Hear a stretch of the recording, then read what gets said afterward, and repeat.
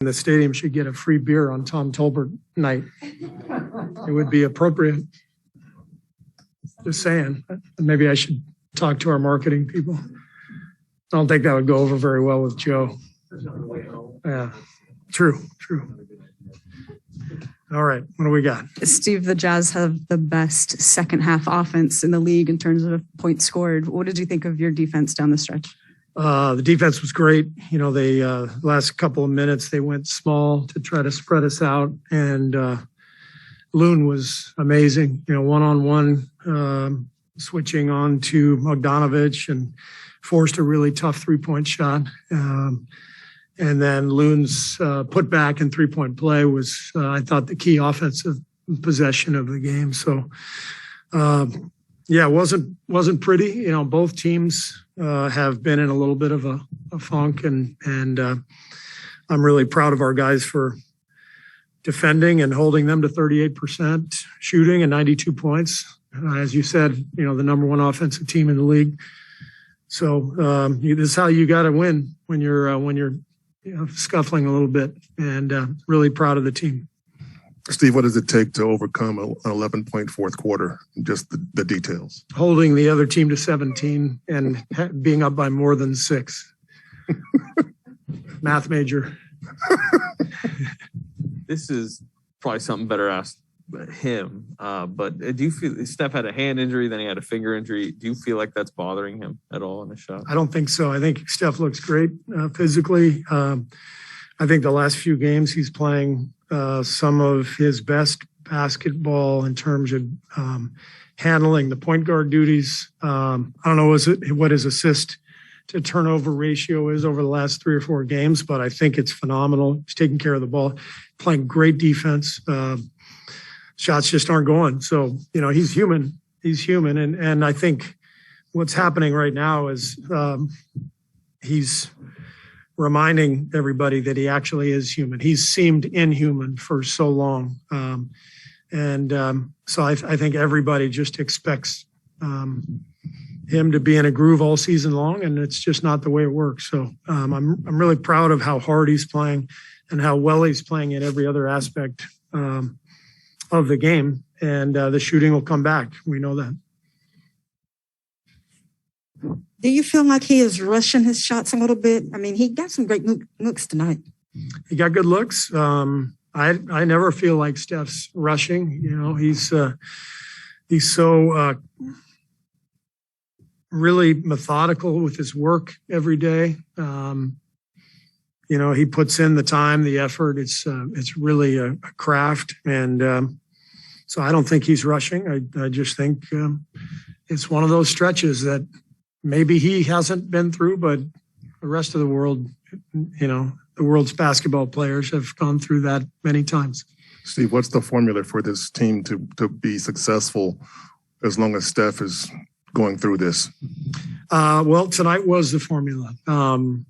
Play great defense and take care of the ball. You know, it's same in every sport. You know, if you're not scoring, you gotta defend, and you can't. You know, you gotta, whether you're, you know, it's football or baseball, you gotta pitch well, you gotta, you know, defend well, you gotta have, you know, really solid efforts in multiple phases of the game, and I thought, and then you got to get, you know, guys who really contribute big plays like Loon down the stretch. I thought Wiggs' defense over the last 5 or 6 minutes of the game was really key.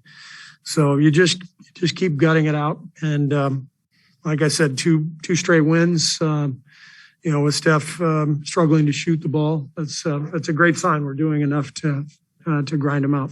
Are you seeing the assets and liabilities within the offense when Steph is struggling? I mean, breaking down the things that you can do when he's doing this and things you can't do.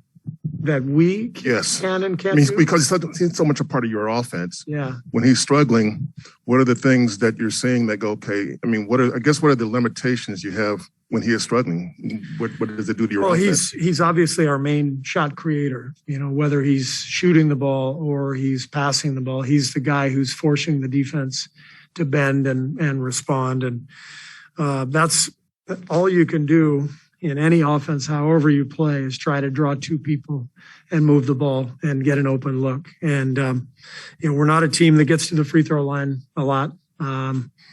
We're not a one-on-one team.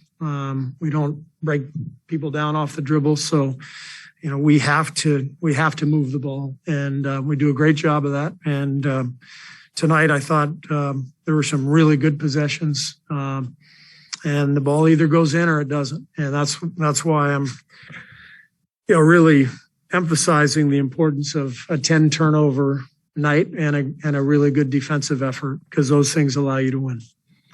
You touched on exactly what I was going to ask you, the turnovers. I mean, you were almost in single digits. A couple of those were either bad luck or just high energy effort, it seemed like. I mean, how much can you build off a night like that, moving the ball and taking care of it? Yeah, and as I mentioned, Steph has been brilliant in that area. I know nobody will write about it. Everybody will write his shooting totals, but seriously, look up his assist to turnover ratio over the last week or two.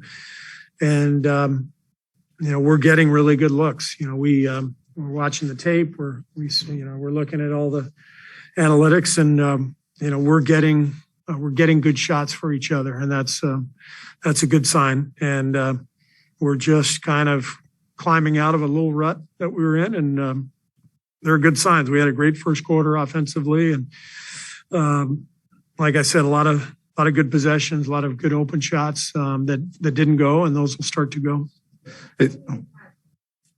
Yeah. Damian was great tonight.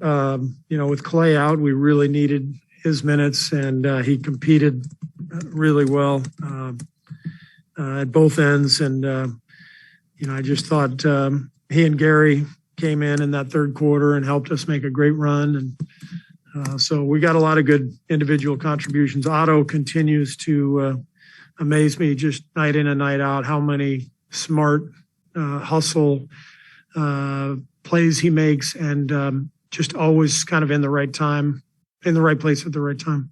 You talk about what a great game this was for Kevon. He's kind of always been this unsung player for you guys, but just what's been the biggest growth in the last year for him, for you? Honestly, it's his health. I mean, if you don't have your health, it's tough to really grow as a player. You're constantly in the training room, and you're more worried about just making it onto the floor rather than, how you can improve. So he's worked so hard in the training room with the training staff. He's gotten himself to this point health-wise, and now he's got great confidence. He's in his, whatever it is, 7th or 8th year in the league, and he understands rebounding angles. He understands personnel, great one-on-one individual defender against all 5 positions.